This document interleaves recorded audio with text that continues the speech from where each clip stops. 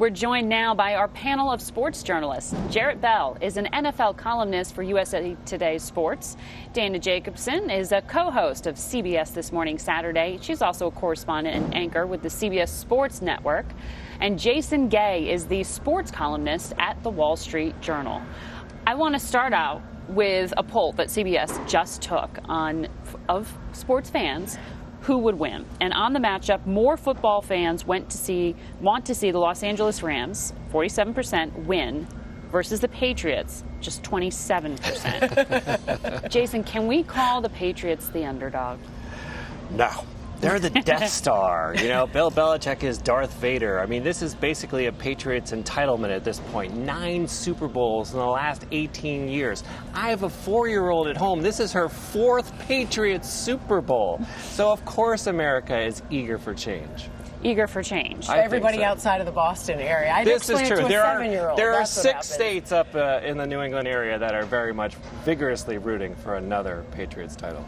Jarrett, I mean, we talk about the Patriots being here for the past 9 years, but it's been a very different path for the NFL. It looks like their ratings have actually been on the bounce back after some difficulty here. Oh, no doubt. Where's that enthusiasm coming from?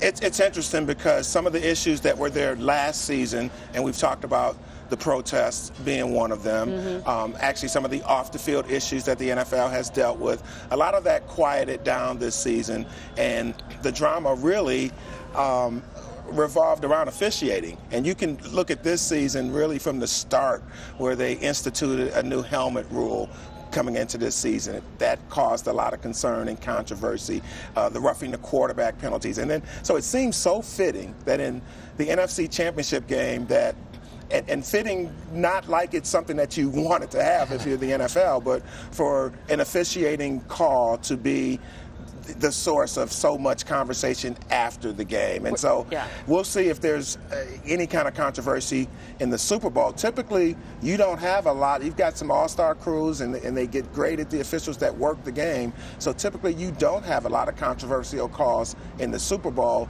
But this season has been really interesting for the NFL from that standpoint. And Dana, Jarrett was touching on it there, but that non-call of pass interference, according to the poll that we took, because people were certainly talking about that and the use of instant replay.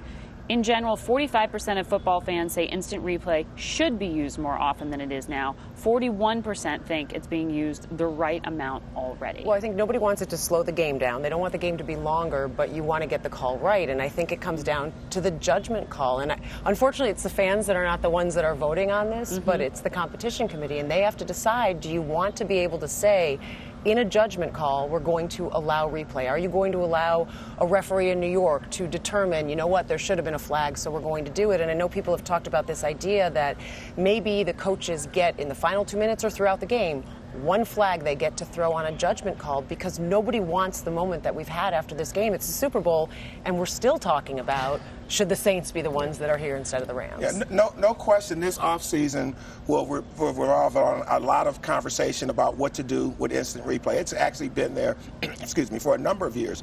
On that play in New Orleans, for example, though, you could have called 2 penalties. So you could have had the judgment call of pass interference, but also it was a blatant helmet-to-helmet hit. So the question to the NFL, it's like, okay, you're going to institute this rule that says you take the head out of the game, and then we sit there and we watch that situation in New Orleans as we have throughout the season. I think that's something that they're going to really have to address. And really, when they brought the rule in last year with the helmet rule, that was one of the questions that the competition committee fielded right off the bat. If you're going to have this rule, helmet to helmet, and you're going to institute it, and it has these,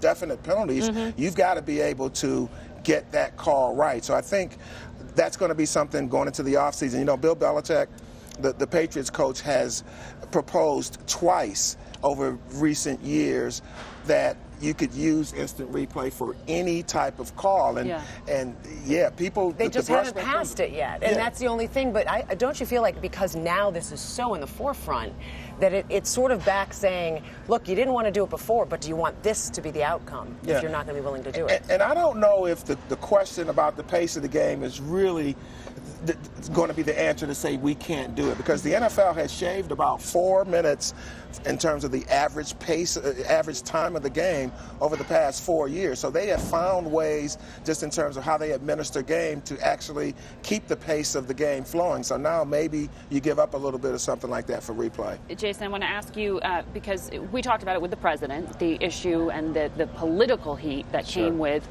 his attention to how the anthem was handled, and linked to the causes that the players were kneeling around, specifically violence, police violence. Sure. And when we polled people, the country was really split evenly on whether they wanted this talked about or not. Yeah.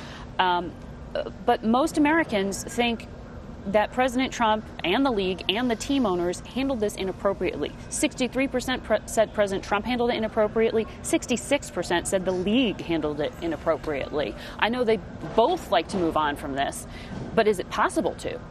I mean, I don't think it's, at all a moot point as an issue. And as long as it's an issue, you're going to have continued dialogue and continued protest. Whether or not it'll take the form of kneeling before the anthem or during the anthem is another question. But I think it's delusional to suggest that somehow the president has stepped forward and solved this issue. In fact, in terms of the perk up for the NFL, for the ratings and things, I would lay it more at the feet of some of the more exciting games we had. There were a lot of terrific prime time contests during the season, and you had tremendous young talent like Patrick Mahomes, who won the MVP last night. This is electric, offensive-minded football. Yeah. I think it's really fun to watch, and it's even starkly different than last year. So I would say that that's probably most of the reason why we saw an uptick this year. And when we polled people, they actually didn't have an upset with athletes having political positions. Sure. They were okay. There's room in football for politics, but it was how that protest was carried out that really split people. One of the things that is interesting is that the NFL tried to institute a policy back last spring saying that, okay, there will be no protest during the anthem, and then that caused another problem in terms of the union pushing back on that.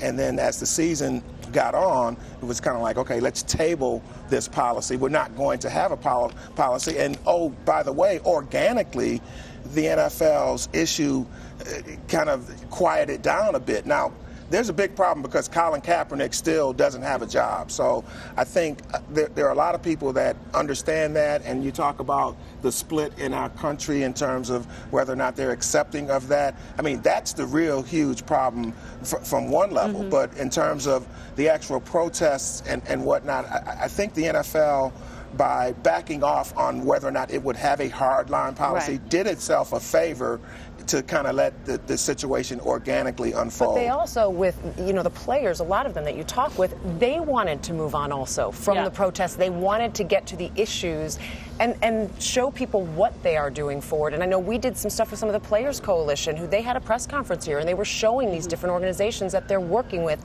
to make real change in their communities. We got to leave it there. Thanks to all three of you. This was great to be here in Atlanta. We'll be right back.